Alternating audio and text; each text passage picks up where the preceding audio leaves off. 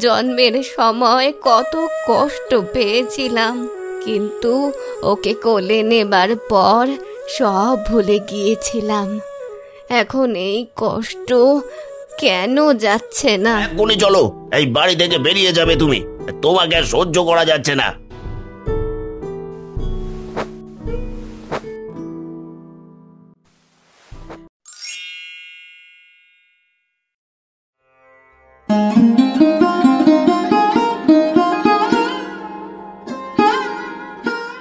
ঠাকুমা, তুমি এত চুপচাপ কেন আজ?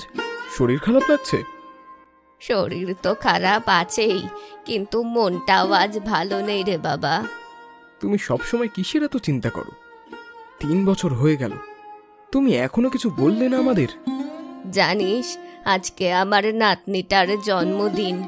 বড় ভালোবাসতো আমাকে মেয়েটা, তাই সকাল থেকেই ওর কথা একটু মনে পড়ছে। তুমি ওদের নিয়ে এত ভাবো, অথচ ওরা তো তোমার খোঁজ পর্যন্ত নেয়নি। তুমি আসলে কোথা থেকে এলি? সেই রাতের কথা তো কখনো বলনি, আজ বলো ঠাকুমা। ঠিক আছে, বলছি। আমার মনে হয় আমার হাতে আর বেশি দিন সময় নেই। তোকে তো অনেক দিন ধরেই বলবো বলবো করে বলে ওঠা হয়নি। আজ বলছি, সেদিনের সেই শীতের রাতে কি হয়েছিল। ওই ঘটনা বলার আগে আমাকে শুরুর থেকে শুরু করতে হবে। হ্যাঁ, তাই বলো, আমি শুনছি।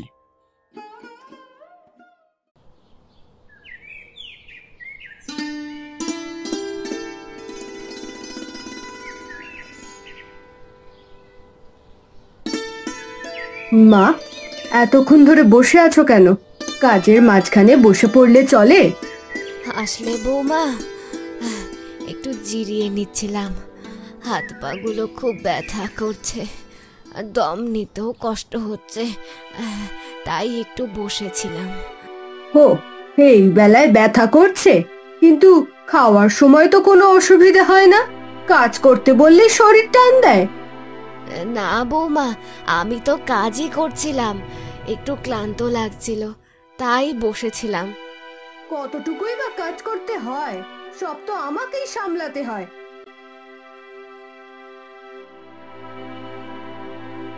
মা, ঠাম্মাকে এত কথা বলছো কেন? ঠাম্মা তো সব কাজই করে, শুধু এখন বসে আছে বলে তাতে এত বাজে কথা বলছো কেন? তুই খুব বড় হয়ে গেছিস, তাই না? আমার কথার মাঝে কথা বলছিস। ভুল কি বললাম? ঠাম্মার তো কষ্ট হচ্ছে, তুমি ঠাম্মাকে এত বকা দিচ্ছ কেন? চুপ কর, আমার সঙ্গে তর্ক করবি না। চল ঘরে।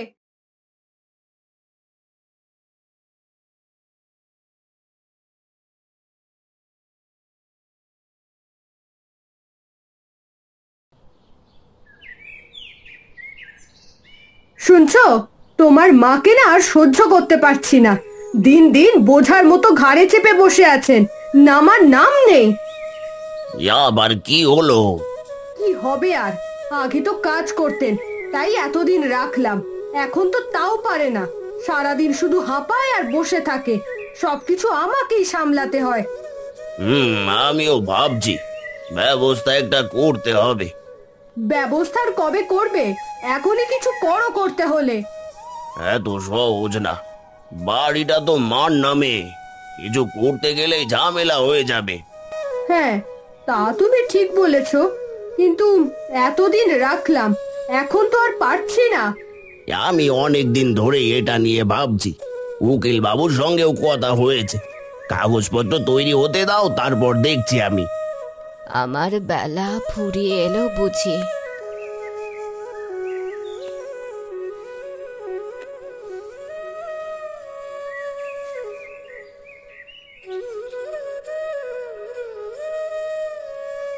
মা, বলছি একটা কাগজে সই দিতে হবে।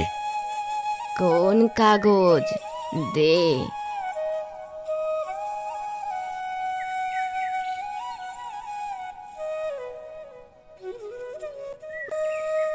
কিসের কাগজ জানতে চাইলে না?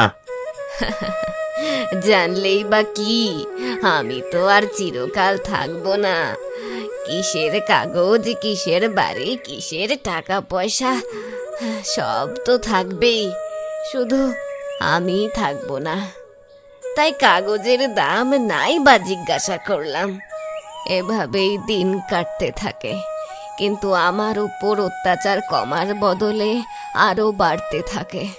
শরীর ভালো না থাকা সত্ত্বেও বৌমা আমাকে দিয়ে কাপড় কাচানো, বাসন মাজা, সবজি কাটা সব করাতো। আমি আর পারছিলাম না, কিন্তু কেউ তা বোঝার চেষ্টা করতো না।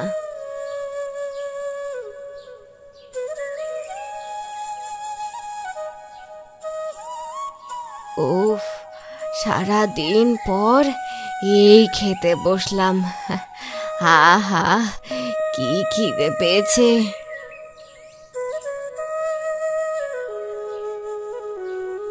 আহা, সেই কখন খেতে দিয়েছি, এতক্ষণ ধরে খাচ্ছেন? এইটুকু খাবার খেতেও এত সময় লাগে? কাজ না করার নতুন নতুন উপায় খুঁজে বের করেন বলুন। আমি মুখ নিচু করে খেতে থাকলাম, কিন্তু বৌমার তীর্যক কথাগুলোর জন্য মুহূর্তের মধ্যে আমার খিদে যেন চলে গেল। গলা দিয়ে খাবার নামছিল না। খেতে পারছেন না তো তাহলে বসে আছেন কেন? নষ্ট করার জন্য খাবার দেওয়া হয় নাকি? টাকা রোজগার তো করতে হয় না, বসে বসে খাবার ধ্বংস করছেন। আমি থেমে গিয়ে হাতের রুটির টুকরোটা ধীরে ধীরে থালায় নামিয়ে রাখলাম। বুকের মধ্যে এক অদ্ভুত শূন্যতা অনুভব করছিলাম তখন। আহারে, একদিন তো এই ছেলেকেই বুকে চেপে রাখতাম, এক মুহূর্ত চোখের আড়াল করতাম না। তখন যদি জানতাম বড় হয়ে এই ছেলেই আমায় এভাবে দেখবে। জন্মের সময় কত কষ্ট পেয়েছিলাম, কিন্তু ওকে কোলে নেবার পর সব ভুলে গিয়েছিলাম। এখন এই কষ্ট কেন যাচ্ছে না? খাবার ঠান্ডা হয়ে যায়, সময় বয়ে যায়।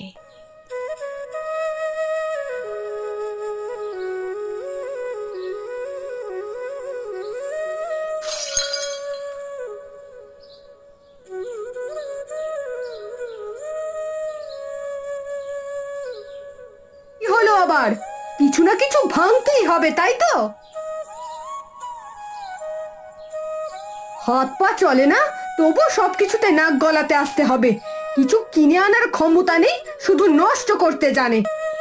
আমি আমি ইচ্ছে করে ফেলিনি মা। ওগো, শুনছো?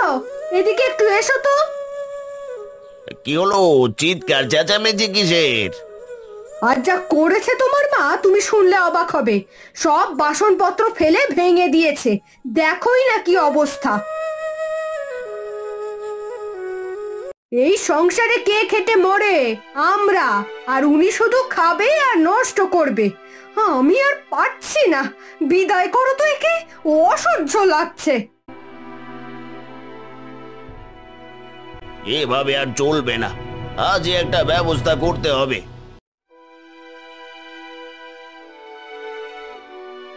এক্ষুনি চলো, এই বাড়ি থেকে বেরিয়ে যাবে তুমি। তোমাকে আর সহ্য করা যাচ্ছে না।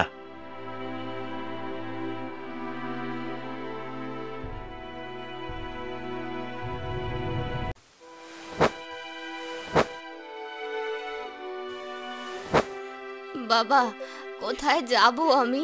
যেখানে খুশি যাও, এই বাড়িতে তোমার কোনো জায়গা নেই।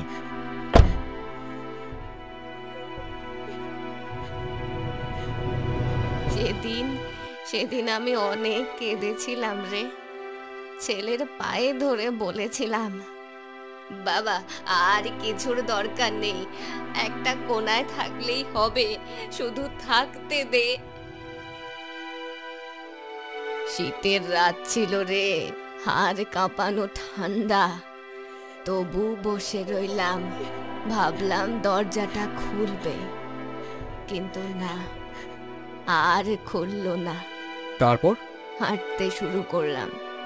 জানতাম না কোথায় যাচ্ছি, শুধু হাঁটছিলাম। শরীরে আর শক্তি ছিল না, খিদেও পেয়েছিল খুব, কিন্তু কার কাছে চাইবো? দূরে একটা চায়ের দোকান দেখলাম।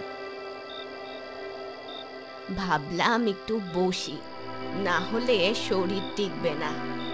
দোকানদারকে বললাম, বাবা একটু চা আর বিস্কুট দেবে? খিদের জ্বালায় কিভাবে চা বিস্কুট গিলেছিলাম তা কোনোদিনও ভুলতে পারবো না। চা খেয়ে উঠে বেরোতে যাব, এমন সময় দোকানদার বলল, এ কি, তুমি চা বিস্কুট খেয়ে চলে যাচ্ছ? টাকা দাও। বাবা আমার কাছে টাকা নেই, আমি যে শুধু কিছু শাড়ি নিয়ে বেরিয়েছি। বাহ, টাকা নেই তো খেতে এলে কেন? ফ্রি খেয়ে বেড়ানোর ধান্দা? টাকা না থাকলে চলো, দোকানের বাসন মেজে দেবে। আচ্ছা বাবা, আচ্ছা আমি মেজে দেব, সব বাসন মেজে দেব। আর পারছি না, মাথাটা কেমন করছে। হ্যাঁ, তারপরে এই তো তখনই আমি চায়ের দোকানে গিয়ে দেখি তুমি মাটিতে অজ্ঞান হয়ে পড়ে রয়েছো। তারপর তোমাকে নিয়ে আসি বৃদ্ধাশ্রমে। বাকিটা তো জানি। এইরকম ছেলে আর বৌমার জন্য এত কষ্ট পাওয়ার কি আছে বলো তো? ওই যে বললাম, নাতনিটার আজ জন্মদিন, খুব মনে পড়ছে ওকে। বড্ড ভালোবাসতো আমাকে। মার কাছে কম মার খেত না, তবু আমাকে বাঁচাতে সব সময় ছুটে আসতো। যা হয়ে গেছে সেটা আর ফেরানো যাবে না। 3 বছর ধরে এখানে আছো, বাকিদের সাথে মিলেমিশে থাকো। সময় তো ঠিকই কেটে যাচ্ছে, তাই না? আমার নিজের ছেলে আমার জন্য যা করেনি তা তুই করেছিস রে বাবা। নিজের টাকায় আমায় এই বৃদ্ধাশ্রমে থাকার ব্যবস্থা করে দিলি। ওসব কথা বাদ দাও। জানিস, বারবার মনে হয় আমার সময় ফুরিয়ে এসেছে, আর বেশি দিন বোধহয় এখানে থাকবো না। তোরও আমার জন্য কত খরচ হচ্ছে, সেটা অন্তত কমবে। একদম এসব উল্টোপাল্টা কথা বলবে না। তোমার জন্য খরচ করতে আমার ভালো লাগে, আর এখনো অনেকদিন বাঁচবে তুমি। এটা কি? এটা একটা চিঠি। জানি আমার ছেলে শিবু কখনো এখানে আসবে না, তবু তুই এই চিঠিটা নিজের কাছে রেখে দিস রমেশ। যদি কোনোদিন ওর দেখা পাস তাহলে ওকে দিয়ে দিস এই চিঠিটা। আমি তোমার ছেলের ছবি দেখেছি, নামও জানি। সে আসবে কিনা জানি না, কিন্তু যদি কখনো তার দেখা পাই তাহলে অবশ্যই দেব। এই তার মায়ের লেখা শেষ চিঠি, হয়তো কখনো পড়বে না, তবু একটা আশা তো থাকলো। আবার ভুলভাল বকছো তো?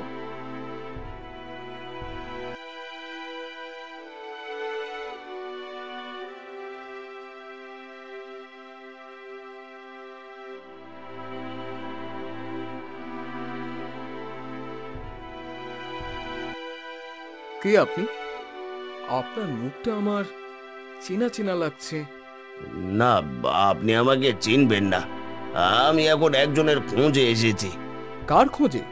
রমা মজুমদার। এখানে থাকেন উনি। আমি ওনার ছেলে শিবু মজুমদার। 3 বছর পর মনে পড়লো? এতদিন পর খোঁজ নিতে এলেন? খোঁজ নিয়েছিলাম পরের দিনই, কিন্তু এখানে আসিনি। ভেবেছিলাম বোঝা নামলো। তা এখন হঠাৎ বোঝার কথা মনে পড়লো, ব্যাপার কি? আসলে আমার স্ত্রী, আমার সন্তান সবাই চলে গেছে।